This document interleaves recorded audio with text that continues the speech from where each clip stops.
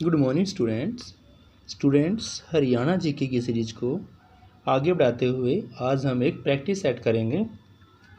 Haryana GK का practice set. तो students शुरू करते हैं आज की क्लास। देखो फर्स्ट क्वेश्चन है आपका कि नूह में बाबर का विरोध करने वालों का नेतृत्व इनमें से कौन कर रहा था। यानी जब नूह में बाबर का विरोध किया गया तो करने वालों का जो नेतृत्व कर रहा था वो इन चारों में से कौन था।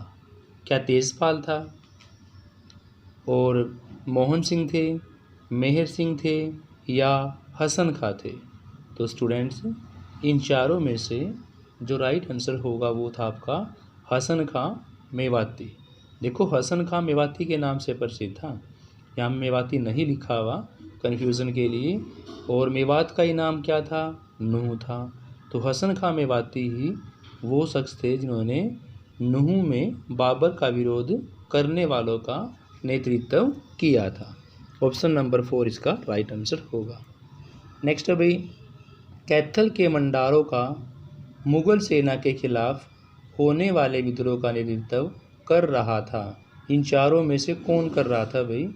कैथल के मंडारों का मुगल सेना के खिलाफ होने वाले विद्रोह का नेतृत्व इन चारों में से कौन कर रहा था। क्या मोहन सिंह कर रहे थे, करतार सिंह या हसन खां मेवाती या इन तीनों में से कोई भी नहीं। तो स्टूडेंट्स मोहन सिंह मंडार ही इसका राइट आंसर होगा। मोहन सिंह।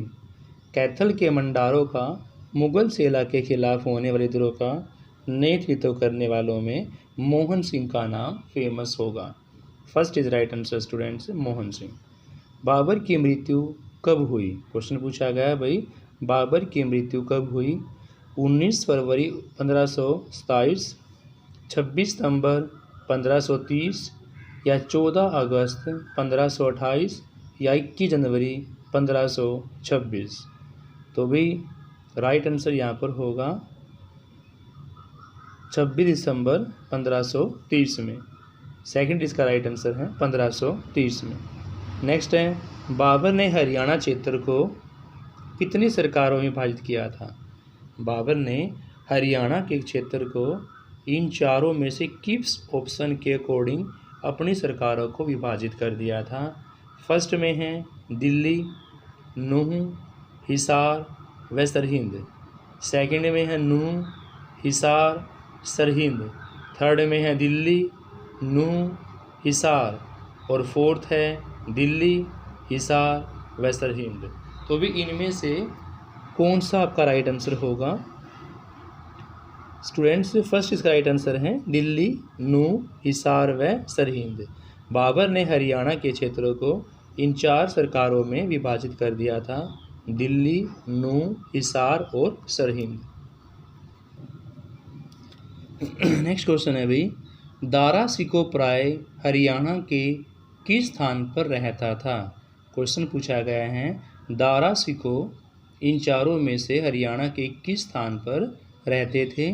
फर्स्ट है भी इसका थानेसर, पलवल में, हास्ती में या कैथल में। तो दारा सिको जो है वो थानेसर, पलवल, हास्ती और कैथल में से पलवल ही वो राइट जगह है। पलवल ही वो जगह है जहाँ पर दारा सिको प्राय हरियाणा के में रहते थे। नेक्स्ट है, शाहजहाँ के धार्मिक गुरु शेख चिल्ली का निवास स्थान पूछा गया है। यानी कि शेख चिल्ली का मकबरा कहाँ है। शाहजहाँ के धार्मिक गुरु थे शेख चिल्ली, और शेख चिल्ली का निवास स्थान यहाँ पर पूछा हुआ है। फर्स्ट आपका थानेश्वर, सेकंड है नूह, फिर है पलवल और फिर है हास्ती। तो शाहजहाँ के धार्मिक गुरु शेख चिल्ली का निवास स्थान था स्टूडेंट से थानेश्वर। शेख चिल्ली का मकबरा कहाँ है, थानेश्वर के अंदर है। ये क्वेश्चन भी कई बार पूछा जा चुका है कि भी शेख चिल्ली का मकबरा कहाँ पर है, वो आपका थानेश्वर में।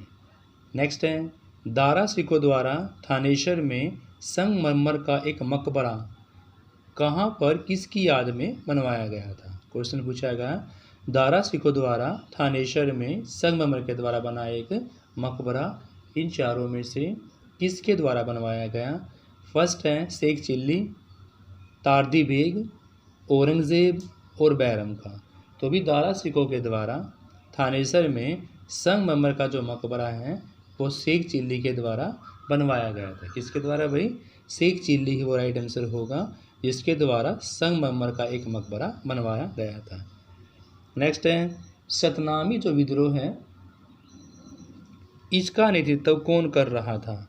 क्वेश्चन पूछा गया है सतनामी विद्रोह का नेतृत्व कर रहा था। क्या विजेसर निवासी वीरबान कर रहे थे, मंडार कर रहा था, शेख चिल्ली कर रहे थे या उपरोक्त सभी तीनों कर रहे थे? सतनामी विद्रोह का जो नेतृत्व करने वाले हैं वो है स्टूडेंट इन चारों में से विजेसर निवासी वीरबान। कौन है? विजेसर निवासी वीरबान इसका राइट आंसर होगा। नेक्स्ट है महमूद गजनवी ने किस राजा को हराकर पेशावर तक के क्षेत्र पर अपना अधिकार कर लिया था? क्वेश्चन पूछा गया भाई महमूद गजनवी ने किस राजा को हराकर पेशावर तक के क्षेत्र पर अपना अधिकार कर लिया? क्या तेजपाल थे, जयपाल थे, अलंगपाल थे या तीनों को ही हराया था? तो स्टूडेंट्स महमूद गजनवी ने जयपाल को हराकर जयपाल को हराकर पेशावर तक अपने क्षेत्र पर अधिकार कर लिया था। जयपाल ही इसका राइट आंसर होगा। नेक्स्ट क्वेश्चन है भाई महमूद गजनवी गजनी का शासक कब बना था? क्वेश्चन पूछा गया है महमूद गजनवी गजनी का शासक कब बना था? तो महमूद गजनवी गजनी का शासक बना था 997 ईस्वी में। कब बना भाई? 997 ईस्वी में। और आक्रमण की बात करें तो 1014 में। तो यहाँ पर शासक बनने की बात है 997। फर्स्ट ऑप्शन इसका राइट आंसर होगा। नेक्स्ट क्वेश्चन है क्वेश्चन नंबर 11। महमूद गजनवी के व्यक्तित्व में समावेश था, यानी महमूद गजनवी के व्यक्तित्व की विशेषताएं पूछी गई हैं। क्या वो अति महत्वाकांक्षा वाले व्यक्ति थे, धार्मिक धर्मांता वाले थे, लालची थे या तीनों ही उनके व्यक्तित्व में समाया हुआ था? तो स्टूडेंट्स महमूद गजनवी जो थे वो अति महत्वाकांक्षा वाले व्यक्ति भी थे, धार्मिक धर्मांता भी थे और लालची भी थे, इसलिए डी इसका राइट आंसर होगा। स्टूडेंट्स डी इसका राइट आंसर है। नेक्स्ट है क्वेश्चन स्टूडेंट्स हेमू ने दिल्ली के राज सिंहासन पर कब अपना अधिकार किया? स्टूडेंट्स हेमू ने दिल्ली के राज सिंहासन पर कब अपना अधिकार किया, ये क्वेश्चन यहाँ पर पूछा गया है। तो इसका राइट आंसर होगा स्टूडेंट देखो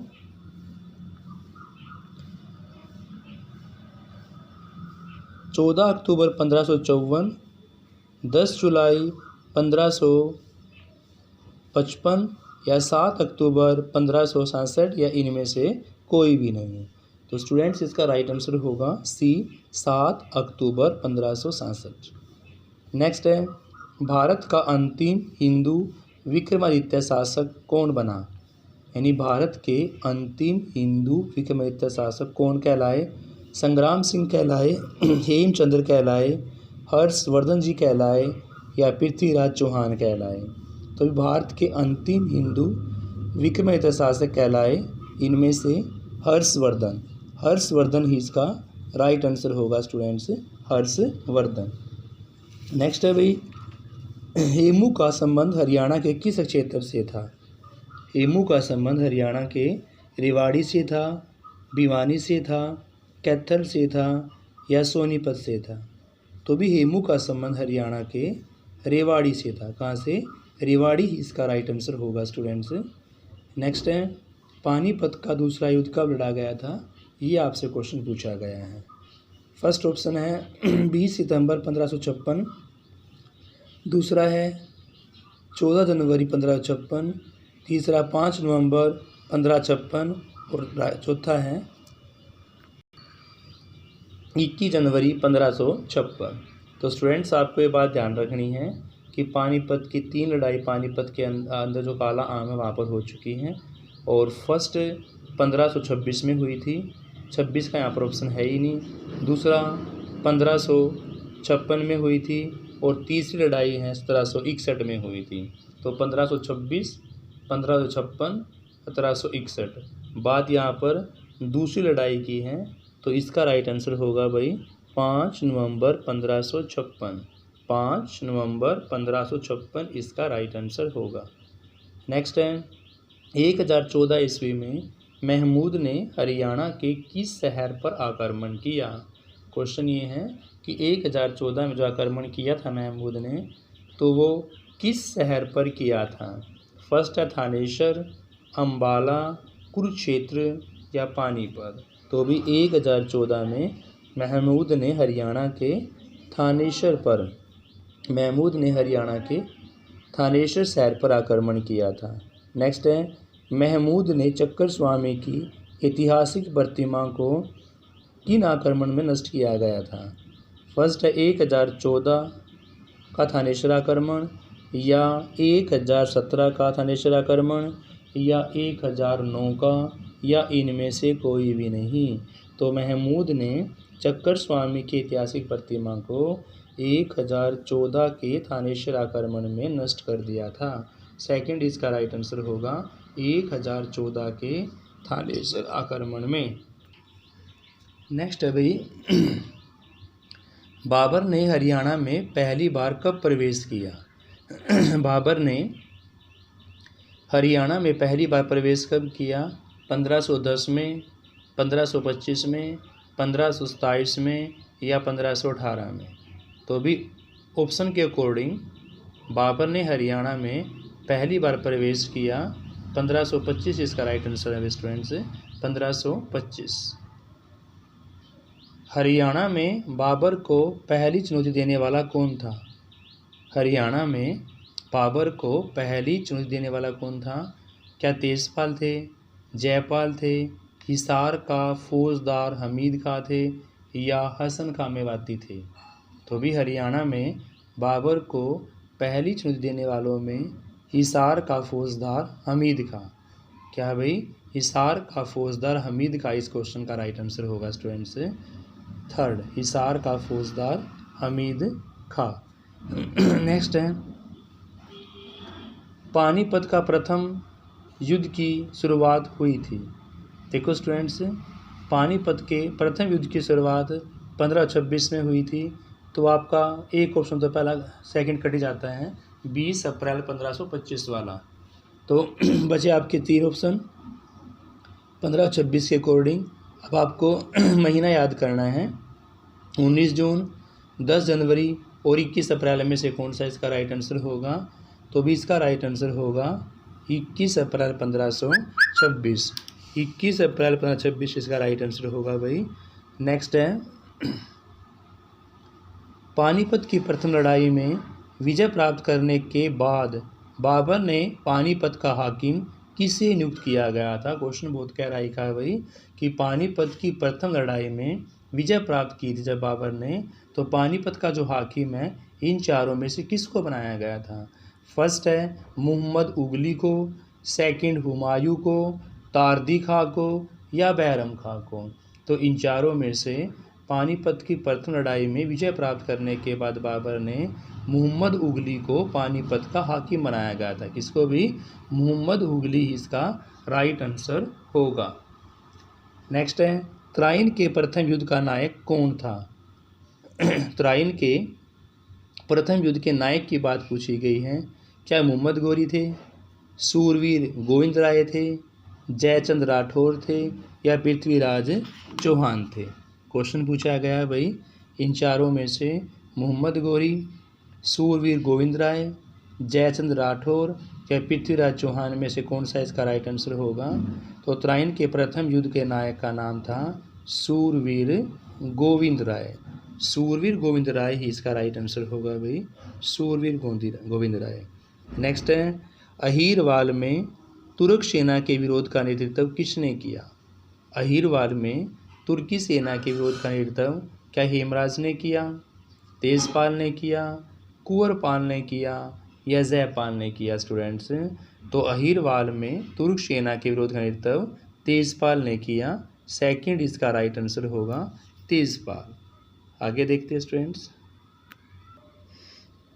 स्टूडेंट नेक्स्ट क्वेश्चन है, नूह में तुर्की सेना के विरोध का नेतृत्व किया गया था। नूह यानी मेवात में तुर्क सेना के विरोध का नेतृत्व इन चारों में से किसके द्वारा किया गया भाई? हेमराज के द्वारा किया गया, राजपाल के द्वारा किया गया, जयपाल के द्वारा किया गया या तेजपाल के द्वारा किया गया। तो स्टूडेंट्स, नूह में तुर्की सेना का विरोध हेमराज के द्वारा, हेमराज इसका राइट आंसर होगा भाई, हेमराज के द्वारा किया गया। नेक्स्ट क्वेश्चन है, त्राइन के दूसरे युद्ध में सफलता प्राप्त इन चारों में से किसको हुई थी? तो भाई त्राइन के 2 युद्ध हुए, 1191, 1192। तो त्राइन के दूसरे युद्ध की बात चल रही है यहाँ पर 1192 वाले की। इसको हम त्रोड़ी के युद्ध के नाम से भी जानते हैं। तो इसमें सफलता किसको प्राप्त हुई? मासूद को हुई, महमूद गजनवी को हुई, पृथ्वीराज चौहान को हुई या मोहम्मद गौरी को हुई? तो भी त्राइन के दूसरे युद्ध में जो सफलता प्राप्त करने वाले थे वो थे मोहम्मद गौरी। मोहम्मद गौरी ही इसका राइट आंसर होगा स्टूडेंट्स। नेक्स्ट क्वेश्चन है, 1257 ईस्वी व 1260 ईस्वी में हास्ती में बलबन पर हमला करने वाले का नाम पूछा गया है। 1257 ईस्वी व 1260 ईस्वी में हास्ती में बलबन पर हमला करने का नाम क्या मेवाती थे, अहीर थे, जाट थे या राजपूत थे? तो भी 1257 ईस्वी है, 1260 ईस्वी में हास्ती में बलबन पर हमला करने वाले मेवाती इसका राइट आंसर होगा स्टूडेंट से, मेवाती। नेक्स्ट क्वेश्चन है, जलालुद्दीन खिलजी सुल्तान बनने से पहले किस हरियाणवी क्षेत्र का मुक्ति रह चुका है? क्वेश्चन ध्यान से पढ़ना है भाई। जलालुद्दीन खिलजी सुल्तान बनने से पहले किस हरियाणवी क्षेत्र इन चारों में से का मुक्ति रह चुका है? फर्स्ट आपका कैथल है, सेकंड करनाल है और थर्ड भिवानी और फोर्थ है इसका पानीपत। तो भी जलालुद्दीन खिलजी सुल्तान बनने से पहले हरियाणवी क्षेत्र की मुक्ति रह चुका है, कैथल इसका राइट आंसर होगा, कैथल के मुक्ति रह चुके हैं। नेक्स्ट है, सल्तनत काल में प्रशासनिक इकाई थी कि सल्तनत काल में प्रशासन की इकाई को क्या क्या नाम से जानते थे? ग्राम था, इक्ता थी या सिख? तो सल्तनत काली प्रशासनिक इकाइयों में तीनों ही काउंट किए जाते हैं भाई, ग्राम भी है, इक्ता प्रणाली भी है और सिख प्रणाली भी है, इसलिए डी इसका राइट आंसर होगा स्टूडेंट्स। कौन सा होगा? डी। नेक्स्ट है भाई, बाबर पिता की ओर से इन चारों में से किस वंशज के थे? तो बाबर पिता की ओर से इन चारों में जैसे तैमूर, गजनी, चंगेज़ या गोरी, तैमूर, गजनी, चंगेज़ या गोरी।